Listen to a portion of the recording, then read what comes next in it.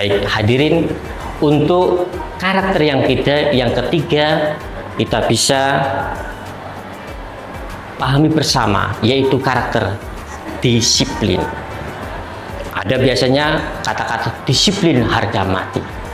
Di dalam Ramadan ini hadirin, selama Ramadan anak-anak bisa kita ajarkan untuk bangun sahur, sholat tepat waktu, berbuka dengan tertib. Hal ini membentuk kebiasaan disiplin dalam kehidupan mereka. Kapan waktu sholat anak-anak bisa melaksanakan dengan tertib, kita ingatkan. Nah, waktunya salat duhur, coba lihat jamnya. Ambil air wudhu ya nak, segera berangkat ke masjid atau segera kita sholat berjamaah. Kita ingatkan selalu untuk melatih disiplin. Waktunya sahur, waktunya berbuka juga demikian. Dalam surat An-Nisa ayat 103 yang berbunyi, sesungguhnya sholat itu adalah kewajiban yang ditentukan waktunya atas orang-orang beriman. Waktu sholat semuanya sudah ditentukan, jadwalnya, jamnya. Sholat subuh harus dilaksanakan jam berapa, sholat duhur, asar, maghrib, isya, sudah, semuanya sudah ditentukan waktunya. Untuk itu pastikan kita sebagai pendidik maupun ayah bunda sebagai orang tua dan anak-anak sebagai bintang kita, curahan hati kita, mungkin kita ajak untuk berlatih disiplin dalam sholatnya, dalam sahurnya, dalam berbuka ya.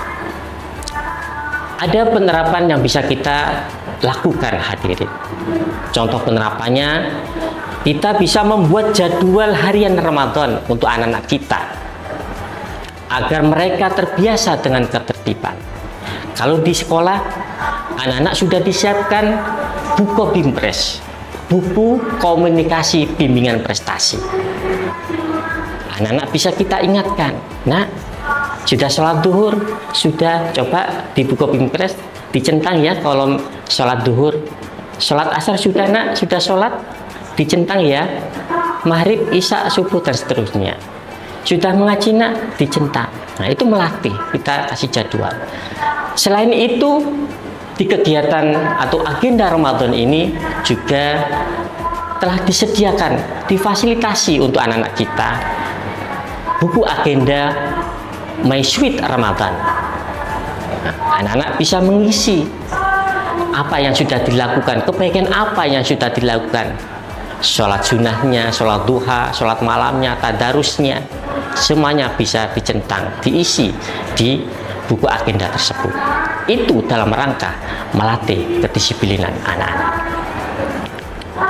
Contoh penerapan yang kedua hadirin, yaitu melibatkan mereka dalam ibadah seperti sholat jamaah.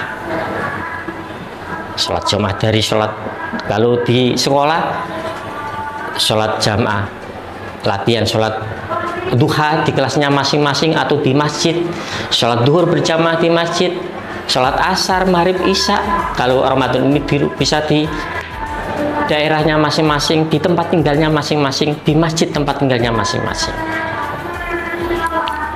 Secara konsisten tentunya. Kita ingatkan, kita istiqomahkan untuk melatih anak-anak disiplin. Hadirin yang keempat, karakter yang keempat adalah peduli dan suka berbagi. Bulan Ramadan juga mengajarkan anak-anak, mengajarkan peserta didik untuk peduli terhadap sesama. Terutama, mohon maaf, mereka yang kurang mampu. Dengan berbagi, mereka akan tumbuh menjadi pribadi yang dermawan, pribadi yang peka terhadap lingkungan sosialnya. Dalam surat Al-Baqarah ayat 219 berbunyi, dan mereka bertanya kepadamu tentang apa yang mereka nafkahkan. Katakanlah, kelebihan dari apa yang diperlukan. Selain itu, Rasulullah Shallallahu Alaihi Wasallam juga bersabda, orang yang paling dicintai Allah adalah yang paling bermanfaat bagi orang lain. Hadis riwayat Tabrani.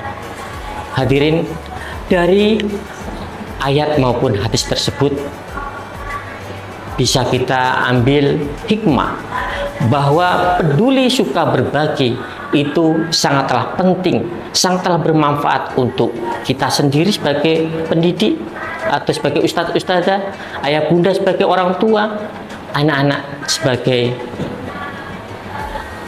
mata hati kita mungkin, untuk berlatih peduli, suka berbagi.